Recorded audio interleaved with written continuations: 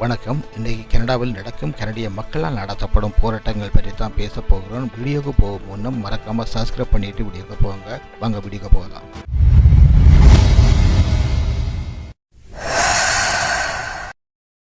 எல்லோருக்கும் வணக்கம். இப்போ கனடா பொறுத்தவரையில் கனடாவில் நிறைய பேர் டூரிஸ்ட் விசாவில் வரதுக்கு வந்து கொண்டிருக்காங்க. நிறைய பிரச்சனைலாம் சந்திச்சு கொண்டிருக்காங்க. அதில் ஒரு பிரச்சனை என்ன சொன்னால், இப்போ வந்தவங்களுக்கு பிஆர் கொடுக்காத மாதிரி நிறைய பேரை திருப்பி அனுப்புகிற மாதிரியும் சட்டங்கள்லாம் மாறிக்கொண்டிருக்குது. அது சில பேருக்கு தெரியும், சில பேருக்கு தெரியாது. நாட்டில் இருக்கவங்களுக்கு பெருசாக தெரிய வாய்ப்பில்லை. இருந்தாலும் கனடாவுக்கு ஈஸியாக வரலாமான்னு சொல்லி எல்லோரும் ட்ரை பண்ணுறாங்க. ட்ரை பண்ணுற பிரச்சனை இல்லை, இங்கே என்ன நிலைமைன்றது தான் நான் சொல்ல வேண்டியதான் சொல்லி கொண்டிருக்கிறேன். இப்போ கனடா பொறுத்தவரை விசிட்ட விசாவில் வாரீங்க, பிரச்சனையில் வந்து நீங்கள் அகதியாக பதிகிறீங்க, அதுவும் பிரச்சனை இல்லை, எல்லாம் பதிவாங்க. ஆனால் இங்கே இந்த சூழ்நிலை இப்போ எல்லாம் இறுக்கி கொண்டு வராங்க. என்னென்னு சொன்னால், உங்களுக்கு தெரியும், உங்கள் நாட்டில் உங்களுக்கு எவ்வளோ பிரச்சனை இருந்தாலும் இங்கே கனடாவில் இப்போ கனடிய மக்களால் ஒரு சில போராட்டங்கள் நடக்கப்படுகிறது என்று சொன்னால், இங்கே புறம்பெயர்ந்து அகதியாக இருக்கிறவங்க, மற்ற வேலை ஒர்க் பெர்மிட்டில் வேலை செய்கிறவங்க, அதுபோல் ஸ்டூடெண்ட் விசாவில் வேலை செய்கிறவங்க என்று சொல்லி நிறைய பிரச்சனை இருக்கபடியால் இங்கே உங்களுக்கே தெரியும், இப்போ கனடா மக்கள் நிறைய பேர் போராட்டங்களை செய்கிறாங்க. அது என்னென்னு சொன்னால், இங்கே போராட்டங்கள் இப்போ நிறைய உக்ரைன்லேருந்து எல்லாம் ஆட்கள் வந்திருக்காங்க. உக்ரைன்லேருந்து அகதியாக இங்கே கொஞ்சம் பேர் எடுத்திருக்காங்க. கிட்டத்தட்ட நிறைய ஃபேமிலியெல்லாம் வந்திருக்காங்க. வயசு போனவங்க, பிள்ளைகள் எல்லாம் எடுத்து இவங்க ஹோட்டல்லாம் எடுத்து அரசாங்கமாக ஹோட்டல் கொடுத்து அங்கே தங்க வச்சு அவங்கள பராமரித்து கொண்டு வராங்க. அவங்களுக்கு தேவையான பெனிஃபிட்டுகள், சோசியல் காசுகள்லாம் கொடுத்து கொண்டு இருக்கிறாங்க. அது ஒரு பக்கம் இருக்க, இப்போ டூரிஸ்ட் விசாவில் வரவங்க, இப்போ விசிட்டர் விசாவில் வரவங்க எல்லாம் இங்கே பிஆர் பெர்மனன்ட் ரெசிடென்ட் கார்டை படிக்கிறதால இப்போ கனடாவில் வேலைவாய்ப்பு குறைவு. அது போக மற்றது மெடிக்கல் பிரச்சனை இருக்குது.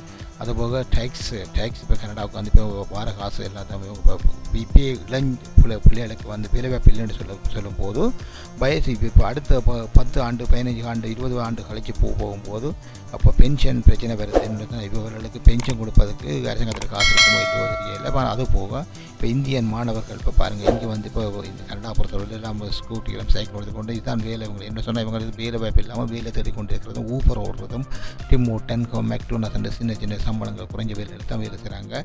அது ஒரு இருக்குது. இப்போ கனடிய மக்களுக்கு பிரச்சனை என்று சொன்னால், கனடா மக்கள் வீடு வாசல் இல்லாமல் இப்போ அவங்க இப்போ கஷ்டப்படுறாங்க. அவங்க தங்களோட சொந்த நாட்டில் தங்களுக்கு வீடு இல்லை. ஸோ இவங்க எல்லாம் வேலை வாய்ப்பு இல்லாவடியாக இவங்க பாருங்கள், நீங்கள் இப்போ ஒரு குடிசை மாதிரி அமைச்சு இப்போ ஒரு பார்க்கில் தான் இவங்க இருக்கிறாங்க. அதாவது குயின்ஸ் பார்க்குன்னு சொல்லி டவுன் டவுனில் டொரண்டோவில் அன்மக்காலமாக இவங்க டென்ட் அடித்து போட்டு இவங்க அங்கே சமைச்சு அங்கே தங்கி அகதிகள் மாதிரி இருக்கிறாங்க. இது கனடிய மக்கள் இங்கே கனகாலமாக இங்கே இருக்கிறவங்க, இங்கே பிறந்தவங்களாக இருக்கலாம். இவங்களுக்கு வீடு வாசல் இல்லை, ஹோம்லேஸ்ன்னு சொல்லுவாங்க.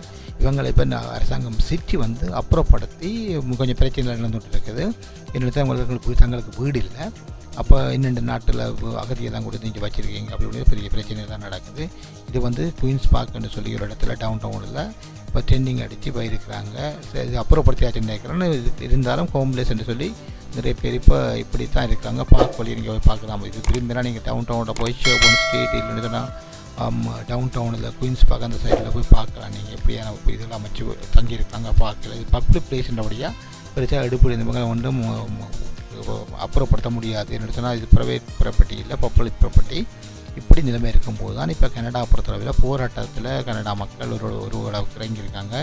அவங்க என்ன சொல்கிறாங்கன்னு சொன்னால், இப்போ நீங்களே பாருங்கள், இந்த ப்ரொட்டஸ்ட் சும்மா படம் எடுத்து போட்டிருக்கோம். இது இந்த இமிக்ரேஷனை மேட்ச் பண்ணிட்டாங்கன்னு சொல்லி இப்போ போராட்டம் நடத்துகிறாங்க. இது கனடிய படத்தில் பார்க்கும்போது, வீடியோ பார்க்கும்போது எல்லாம் கனடிய மக்களாக தான் இருக்குது என்று சொன்னால், அவங்க தங்களுக்கு இப்போ வேலை வாய்ப்பு இல்லை, இந்த நாட்டில் குடியேறிய இந்த புதுசு ஆக்கெல்லாம் குடியேறாங்க. இப்படி போனால் நாளடைவில் இப்போ நாடு ஒரு மாறி போடும்னு சொல்லி போராட்டங்கள் ஈடுபடுறாங்க.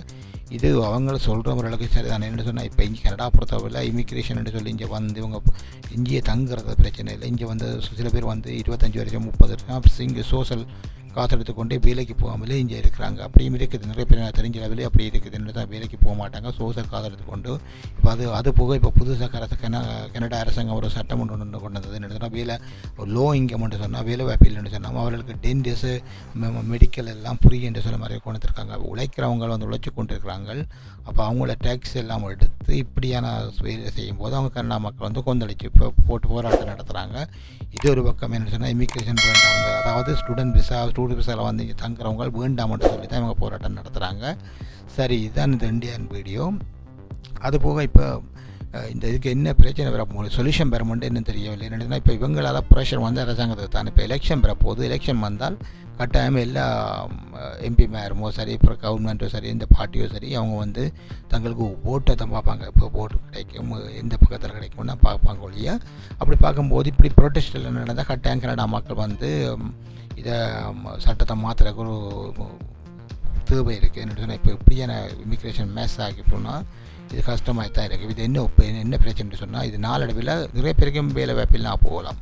என்ன வீடு இல்லை, இப்போ வீடு எல்லாம் 1 மில்லியனுக்கு மேலே கனடியன் டாலர். அப்போ ஒரு சாதாரண குடிமகனுக்கு வீடு பண்ணுற அளவுக்கு சான்ஸ் இருக்காது. அவற்றை பிள்ளைகளுக்கு எல்லாம் வீடு வாய்ப்பு கிடைக்காது. அப்போ அதை பார்த்து தான் இப்போ மக்கள் போராட்டத்துக்கு இறங்கியிருக்காங்க கனடிய மக்கள். இது ஒரு பக்கத்தில் இந்தியன்ஸ் வந்து ப்ரொடெக்ட் பண்ணுறாங்க. என்ன சொன்னால் தங்களுக்கு பிஆர் வேணும், தங்களுக்கு இங்கே தங்க வேணும்ன்ட்டு. அதுக்கு கனடா அரசாங்கம் சொல்லியிருக்கு. இப்போ என்ன சொன்னால், நீங்கள் படிக்க வந்தீங்க, படிப்பு முடித்த உடனே நீங்கள் நாட்டுக்கு போகலாம், இங்கே தங்கலாம், அந்த மாதிரி சொல்லி கொண்டிருக்காங்க. அது ஒரு பக்கம் போராட்டம் நடக்குது. அதுபோக விசிட்டர் விசாவில் வந்து இங்கே தங்குறதுக்கு அகதி அந்தஸ்து கேட்குறவங்களும் இருக்காங்க. அது இன்னைக்கு கேஸுகள் 2-3 வருஷம் முழுவாட்டம், அதுக்கு லூயருக்கு காசு கொடுக்குறோம். அப்படி பல பிரச்சனை இருக்குது. இப்போ இது எப்படியோ இதுதான் இன்றைய நாட்டு நிலைமை. கனடாவில் இப்படி தான் நடந்து கொண்டு இருக்குது. இது நார்மலாக அநேகமான மீடியா காட்ட இல்லை. இப்போ நாளடைவில் இப்போ சோஷியல் மீடியாவிலேயே இப்படி ஒரு சில நியூஸில் வந்து விட்டுருக்குது. அதை உங்களோட பயந்து கொள்கிறேன். என்ன சொன்னால் இது கட்டாயம் உங்களுக்கு தெரிஞ்சிருக்கணும். கனடா வந்து இப்போ எல்லா பக்கத்திலும் இருக்குது. கனடா அரசாங்கத்துக்கும் ப்ரெஷராக போகுது. என்ன சொன்னால் மக்கள் வந்து இப்படி போராடினால் அவர்களால் ஒன்றும் செய்ய முடியாது. மக்கள்கிட்ட சொல்லத்தான் கேட்கணும். சரி, நாளடைவில் என்ன நடக்குன்னு தெரியல.